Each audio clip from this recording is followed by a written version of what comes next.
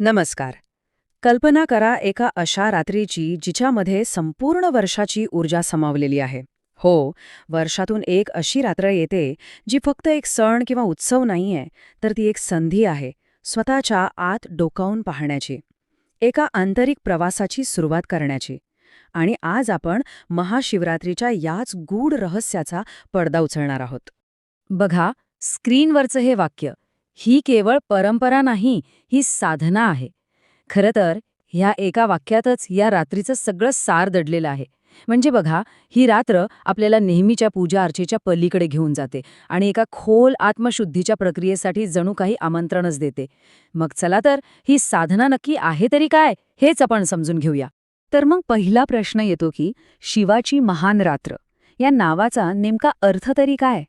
म्हणजे असं काय खास आहे या एका रात्रीत की तिला एवढं मोठं आध्यात्मिक महत्त्व दिलं जातं, नाही का? गंमत म्हणजे याच्या मागे फक्त पौराणिक कथाच नाहीत, तर एक खूप खोल योगविज्ञान सुद्धा आहे.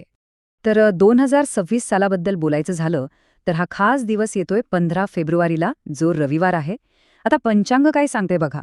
चतुर्दशी तिथी ही 15 फेब्रुवारीच्या संध्याकाळी साधारण 5:04 सुरू होते आणि म्हणूनच साधनेसाठी आणि पूजेसाठी हीच रात्र सगळ्यात जास्त महत्वाची असणार आहे, हे लक्षात ठेवा. या रात्रीमागचं विज्ञान तर खरंच खूपच इंटरेस्टिंग आहे. योगशास्त्र असं सांगतं की या दिवशी ग्रहांची स्थिती काही अशी बनते की आपल्या शरीरातली जी ऊर्जा आहे ना, ती नैसर्गिकरित्या वरच्या दिशेने वाहू लागते, म्हणजे आपल्या पाठीच्या कण्यातून. आणि म्हणूनच तर म्हणतात की या रात्री पाठीचा कणा ताठ ठेवून जागरण आणि ध्यान केलं पाहिजे, कारण असं केल्याने आध्यात्मिक प्रगतीला एक जबरदस्त गती मिळते. आता ह्या विज्ञानासोबतच या रात्रीच्या महत्वाला अनेक पौराणिक कथांचाही आधार आहे. आणि हा कथा म्हणजे निव्वळ गोष्टी नाहीत, तर त्या प्रतिकात्मक रूपातून आपल्याला आयुष्याबद्दल खूप मोठं काहीतरी सांगून जातात. मुख्यतः 3 कथा या रात्रीशी जोडल्या जातात. पहिली आहे त्यागाची कथा, जेव्हा समुद्रमंथनातून आलेलं हलाहल विष पिऊन शंकराने संपूर्ण सृष्टीला वाचवलं. दुसरी कथा आहे मिलनाची, शिव आणि पार्वती यांचा तो दिव्य विवाह सोहळा, जो प्रकृती आणि पुरुषाच्या एकरूप होण्याचं प्रतीक मानला जातो. आणि तिसरी कथा ती आहे शिवाच्या अनंत स्वरूपाची ओळख करून देणारी, म्हणजे लिंगोद्भव. या कथेतून शिवाचं निराकार आणि अथांग रूप आपल्यासमोर येतं. बरं, या सगळ्या आध्यात्मिक प्रवासात आपलं सगळ्यात मोठं साधन काय असेल? तर ते आहेत मंत्र. आता मंत्र म्हणजे फक्त काही शब्द नाहीत हं, त्या तर जणू काही ब्रह्मांडाच्या ऊर्जेच्या ध्वनी लहरी आहेत, ज्या थेट आपल्या चेतनेवर परिणाम करतात.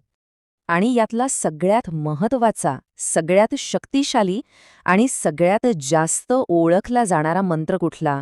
अर्थातच पंचाक्षरी मंत्र, ओम नमः शिवाय. असं समजा की हा मंत्र या संपूर्ण साधनेचा पाया आहे, आधारस्तंभ आहे. या मंत्राचा अर्थ इतका खोल आहे ना, चला तो समजून घेऊ. ओम हा तर सृष्टीचा मूळ आवाज आहे. नमः म्हणजे मी नतमस्तक होतो, माझ्या अहंकाराचा त्याग करतो. आणि शिवाय म्हणजे त्या मंगलकारी, त्या परम तत्वाला मी शरण जातो. किती सोपं आणि किती सुंदर आहे हे, नाही का?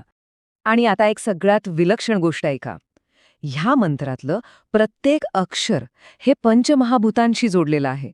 म्हणजे बघा, न म्हणजे पृथ्वी, म म्हणजे जल, शी म्हणजे अग्नी, वा म्हणजे वायू आणि य म्हणजे आकाश. विचार करा, या एका मंत्राच्या जपाने आपल्या शरीरातली ही 5ही तत्व बॅलन्स होतात. कमाल आहे. आता दुसरा एक अत्यंत महत्वाचा मंत्र आहे, तो म्हणजे महामृत्युंजय मंत्र. अनेकांना वाटतं हा फक्त मृत्यूच्या भीतीवरचा मंत्र आहे, पण तसं नाहीये. हा मंत्र आपल्याला फक्त शारीरिक मृत्यूच्या भयापासून नाही, तर दुःख, आजारपण आणि निगेटिव्हिटी या सगळ्या बंधनातून मुक्त करतो, जेणेकरून आपण खऱ्या अर्थाने अमृतत्वाचा अनुभव घेऊ शकतो. चला तर मग आता आपण या रात्रीच्या मुख्य साधनेकडे येऊया. बघा, महाशिवरात्रीची पूर्ण रात्र ही 4 प्रहरांमध्ये विभागलेली आहे आणि प्रत्येक प्रहर हा आपल्या आध्यात्मिक प्रवासातला एक महत्वाचा टप्पा आहे. ही आहे तुमच्या समोर 15 फेब्रुवारी 2026च्या रात्रीची संपूर्ण टाईमलाईन. यातला प्रत्येक प्रहर महत्वाचा आहेच, पण तुमचं विशेष लक्ष हवंय ते निश्चित काल, या वेळेवर. ही मध्यरात्रीची वेळ आहे आणि हीच ती वेळ आहे जेव्हा ब्रह्मांडाची ऊर्जा अगदी पीकवर असते, सर्वोच्च बिंदूवर असते. आपल्या प्रवासाची सुरुवात होते पहिल्या प्रहरापासून. हा आहे शुद्धीकरणाचा म्हणजे क्लिन्झिंगचा टप्पा. या वेळेत जल आणि दुधाचा अभिषेक केला जातो. यामागचा उद्देश काय? तर दिवसभरात जमा झालेली सगळी नकारात्मकता आणि अशुद्धी धुवून काढणे. आता एकदा शुद्धीकरण झालं की आपण दुसऱ्या प्रहारात प्रवेश करतो. हा आहे भक्तीचा टप्पा. इथे दही आणि मधाचा अभिषेक होतो आणि सोबतच भजन कीर्तन सुरू होतं. याने काय होतं तर मनात प्रेम आणि समर्पण जागं होतं आणि आपला अहंकार हळूहळू विरघळू लागतो. आणि मग येतो तिसरा प्रहर, मध्यरात्रीची वेळ. हा साधनेचा कळस आहे.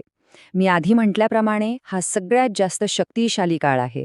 ह्या वेळेत अगदी शांत बसून केलेलं ध्यान आणि महामृत्युंजय मंत्राचा जप आपल्याला थेट आत्मसाक्षात्काराच्या अनुभवाच्या जवळ घेऊन जातो. आणि शेवटी येतो साधनेचा शेवटचा टप्पा, चौथा प्रहर. हा आहे पूर्ण समर्पणाचा. पहाटेच्या त्या ब्रह्ममुहूर्तावरच्या शांत वेळी फक्त साधा जलाभिषेक आणि मौन ध्यान. यातून आपण आपल्या स्वतःला पूर्णपणे त्या परमतत्वाला समर्पित करतो. एक विलक्षण अनुभव असतो हा. ठीक आहे, तर आतापर्यंत आपण ही साधना का आणि कधी करायची हे पाहिलं. आता वेळ आहे कशी करायची हे समजून घेण्याची. म्हणजे आता आपण काही प्रॅक्टिकल गोष्टी बघूया. पूजा आणि व्रताचे काही महत्त्वाचे नियम. अभिषेकामध्ये आपण ज्या गोष्टी वापरतो ना त्या प्रत्येकामागे एक सुंदर प्रतिकात्मक अर्थ आहे. बघा, जल आहे शुद्धीकरणासाठी, दूध आहे मानसिक शांतीसाठी, दही आपल्या आयुष्यात स्थिरता आणण्यासाठी, मध आहे नात्यांमधला गोडवा टिकवण्यासाठी, तूप आहे ऊर्जेसाठी आणि साखर ती आहे जीवनातला गोडवा वाढवण्यासाठी. बेलाचं पान किंवा बेलपत्र अर्पण करण्याला तर खूप जास्त महत्त्व आहे. हे जे 3 पानांचं बेलपत्र असतं ना ते त्रिगुण आणि त्रिदेवांचं प्रतीक मानलं जातं. सोप्या भाषेत सांगायचं तर बेलपत्र वाहणं म्हणजे आपल्यातल्या दोषांचं समर्पण करणं आणि 108 बेलपत्र अर्पण करणं हे तर पूर्ण समर्पणाचं सर्वोच्च प्रतीक मानलं जातं. आता व्रताबद्दल एक महत्त्वाची गोष्ट. व्रत म्हणजे फक्त उपाशी राहणं नाही. त्यासोबतच राग, खोटं बोलणं आणि नकारात्मक विचार या सगळ्या गोष्टींचा त्याग करणंही तितकंच महत्त्वाचं आहे. आणि हो, तामसिक अन्न म्हणजे जे शरीरात आळस आणि जडपणा आणतं ते तर आवर्जून टाळावं. आणि पुन्हा एकदा आठवण करून देतो, रात्रभर जागरण का करायचं? कारण तेच, झोपल्याने तो ऊर्जेचा वरच्या दिशेने जाणारा प्रवाह थांबतो. तो अविरत सुरू राहावा यासाठीच हे जागरण महत्त्वाचं आहे. बरं, इतकी सगळी साधना, व्रत, पूजा हे सगळं केल्यावर मग मिळतं काय? याचा अंतिम परिणाम काय? तर याचे फायदे फक्त आध्यात्मिक नाहीत, ते तर आपल्या आयुष्याच्या प्रत्येक भागाला स्पर्श करतात. ही साधना आपल्याला एक होलिस्टिक डेव्हलपमेंटसाठी मदत करते.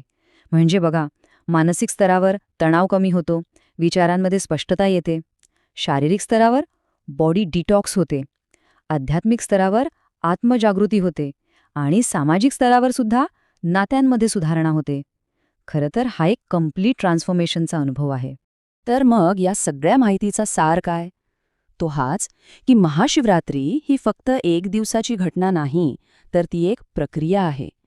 आपलं अंतिम ध्येय हे बाहेरच्या शिवाची पूजा करणं इतकंच नाही, तर आपल्या आत जे शिवतत्व आहे, जी दैवी क्षमता आहे, तिला जागृत करणं आहे.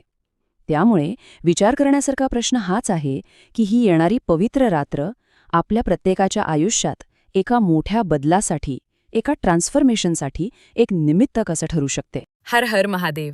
मित्रांनो, कथा आवडली असेल तर तुमचा अमूल्य लाईक आमच्यासाठी खूप महत्त्वाचा आहे. तुमचे विचार, तुमची भावना आणि पुढे कोणते रहस्य ऐकायला आवडेल हे कॉमेंटमध्ये नक्की सांगा.